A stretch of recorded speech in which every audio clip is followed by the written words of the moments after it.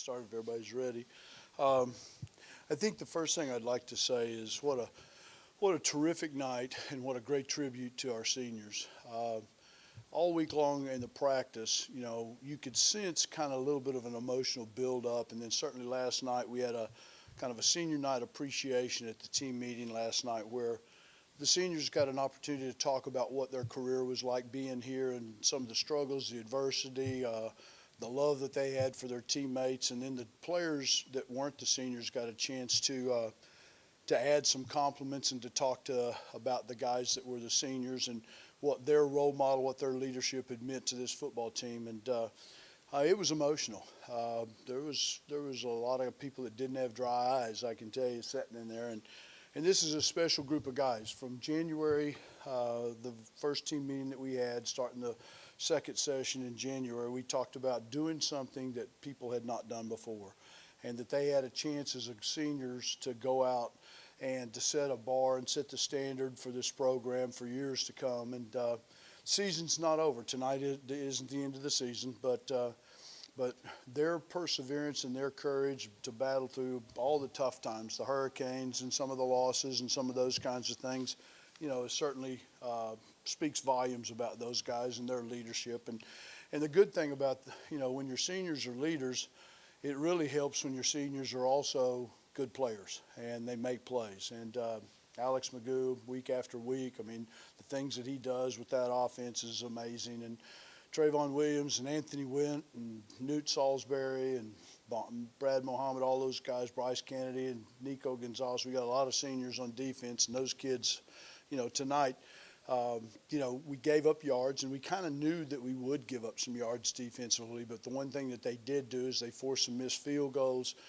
They created some turnovers, and they kept them out of the end zone. And, it was not designed by the defense to say that it was the bend but don't break type of concept, but we just didn't want to give up explosive plays because that's how they had made a huge living, not only this year but in previous years. The quarterback is really good. He's maybe one of the best quarterbacks that we played against all season long, and he can throw and they can catch. And so, and I guess I told the team in the locker room that the formula for winning was exhibited tonight. The ability to run the football and to be able to have play action pass on the offense and be able to make first downs, to move the chains, and then create turnovers on the defensive side of it and make some big plays on special teams and create turnovers. And tonight, for the first night, against somebody that was really trying to throw the ball, we got a lot of pressure on the quarterback, and that was huge. Hitting them, hurrying them, making them throw before receivers got out of cuts. And I don't even know what the number of sacks were, but I don't know if it was 3, 4, maybe 5 sacks and stuff. But that was huge against somebody that's that talented throwing. But it was a great statement, I think, by the seniors, and a great statement by this team to come back and bounce back after an emotional loss last week to win this game. So it's kind of a medium-paced first half. What do you think kind of sparked the second half, especially third quarter? I think, we knew we were going to get the ball the second half to start, and we went in with a little bit of a lead, and we wanted to go out there and build on what we had done. One of the big things that we were really disappointed in a week ago was the inability to finish drives. We had 4 possessions a week ago, 1st and 10 between the 40s, and came away with nothing. Ended up punting or turning the ball over and stuff. And then we said, if we're going to finish, we got to finish these drives and drive them down, kick field goals, put points on the board. And certainly they did that. I think Alex, again, we had some young kids make some catches tonight. The big play on the 4th and long where he scrambled and threw it, and Darius Scott out-jumped everybody on the field and came down with the ball. And Shamir Thornton making some plays, Bryce Kennedy. We got Bryce Singleton. We had 2 freshman wide receivers out there making plays. And then Pharaoh comes up with a big play on the fake field goal deal. And so it was just, everybody. There's not anybody that probably didn't make a contribution to the success tonight. Coach, when did you figure out Stone can throw the football? Can you talk about the execution? Well, he's lobbying. He wants to start next week and put Alex Magoo on the bench. But we told him we'll pump the brakes a little bit on that. No, we've watched, all those guys, they throw all the time, and just playing catch or they throw. And there's things that you work on all season long, and you never know when you're going to get a chance to be able to use it. And, and so you carry a lot of things, and that was kind of like the perfect scenario. We had enough of a lead. The field position was right. It was you can't do something like that when it looks like it's a 56-yard field goal. They're like, yeah, right, they're not going to kick but you're going to kick a 34-yard field goal and go up by 20, and you get them to dive and lay out trying to block the kick and stuff, and they forget to cover. What was the key in the execution of it? What had to happen that did happen? Them playing man-to-man in coverage, that certainly helped, because now all of a sudden when we sit people in motion and people chased all the receivers, Pharaoh's execution, running the route, and then Stone, in practice it looked 10 times better than it looked tonight. And I'm sure that executing it under pressure and when you really got to pull the trigger and do it, the ball floated in the air and it looked like a shooting quail or something. It's like, please get to the receiver in a hurry. But Pharaoh was so wide open, and then he did a great job getting the ball in the end zone. Another big play was Devontae Price with the fumble recovery, and I think I saw you maybe talking to his family members after. Yeah, absolutely. Talk about why you're so proud of him and also that play in particular. Yeah. Well, first of all, him as a true freshman. I think I got this number right. I think we've played 17 freshmen thus far during the course of the season. Some have played a little bit more, and their role has expanded as the season's gone along, like Bryce Singleton and Devontae Price and Shamir Thornton. Losing T.O. hurt us, so we ended up having to play a lot of those receivers a little bit more than maybe we would have if those things hadn't happened. But Devontae he's a football player. And, when he touches the ball, good things happen. And so it doesn't surprise me at all that on that fumble recovery, just his athletic ability to be able to scoop it up and avoid the contact right there on the sideline. It looked like he was going to get tackled almost immediately after 3 or 4 yards, and then to be able to scamper and get into the end zone just speaks volumes, I think, about his athletic ability. How does T.O. not being available for the game change the game plan? Well, the first week it's a little bit of like, now how do you replace? And you don't. To be honest with you, you don't replace the leading receiver and yards, touchdowns, catches, and those kinds of things. And so, you really have to ask other guys to step up and start making plays. And in the first half, one of the guys that did that was Austin Maloney. He had several critical third down conversions for first downs. Then Shamir made a play.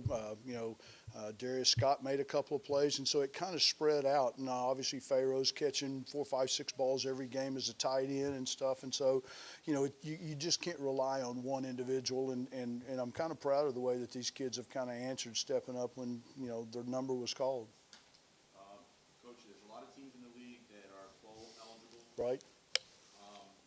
You have one more game to add to your resume. Yes. Where do you think you are in terms of the whole?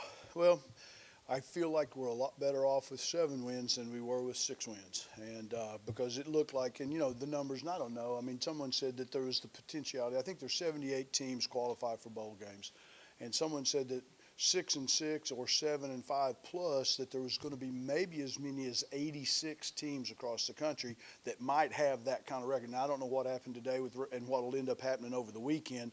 And you sure didn't want to be sitting there at the end of the season 6-6. That you felt like that you'd really have a hard time, maybe regardless of who you beat or what your record and stuff was, being able to make it 7-5 with an opportunity to be 8 or 7-4, an opportunity to be 8-4 certainly gives us a much better chance. You touched on Mike White. I think I saw here in the stats 5 sacks, and he's obviously the leading passer in the league.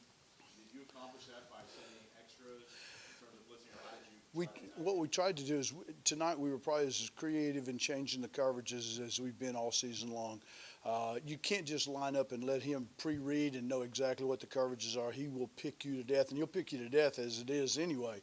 And but we changed the rushes, 3-man rush, 4-man rush, 5-man rush, sometimes 6-man rush, and just tried to never let him feel completely comfortable that he knew exactly what was going to happen every single down and distance. And and still try to pay respect to the running game, because I made this statement, I think, Walter, to you early in the week, that their rush game by the numbers doesn't look impressive. It really doesn't, because you have to, in college, you subtract all the yardage for the sacks.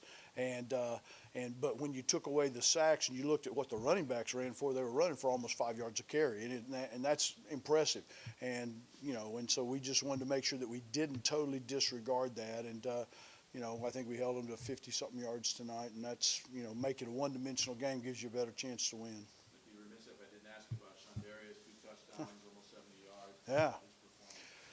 I mean, he is the answer for if you want to bloody somebody's nose. I mean, he's the guy that you hand the ball off to because he runs with his knees, shoulders over his knees. He is powerful inside, and I mean, the scheme they were playing. They weren't going to give you much perimeter run. I mean, we tried a couple of option type things. We tried some jet sweep stuff, and they didn't very well. And so it was like, okay, guys, buckle your helmets up because here we go. We got to smash them in the mouth. We got to run between the tackles, and that's where whatever we ran for tonight, I'd say 90% of it all came inside. Alex Magoo, 17 of 26, 227 yards and a touchdown. Mm-hmm. He's been amazing all season. What do you have to say about his leadership at home? It's unbelievably invaluable. I mean, the kids, I've been fortunate enough to be on teams where there's been quarterbacks that are unique and special. And whether it was Troy Aikman with the Cowboys or Kenny Dorsey at Miami and some of the guys that I've been around at North Carolina, the really, really good ones, when they step in the huddle, the other 10 guys believe this guy's going to make it happen. And they believe. I mean, I learned a long time ago when I started listening to Norv Turner and some other guys, Ernie Zampese, talk about quarterbacks in the NFL, and they talk about guys like Brett Favre, and they always said they've got magic. They said they just make, when things fall apart and it looks like it's going to be a disaster, they have a way of turning it into something good. And that describes Alex Magoo about as much as anything. I mean, he can throw the ball, make every read that you need, every throw. But when things collapse tonight, I mean, he's scrambling for his life, and he's finding receivers down the field. One of them, obviously, for almost a 50-yard touchdown pass. And he's a remarkable young man. All right, guys. Thank you very much. Congratulations. Thank you.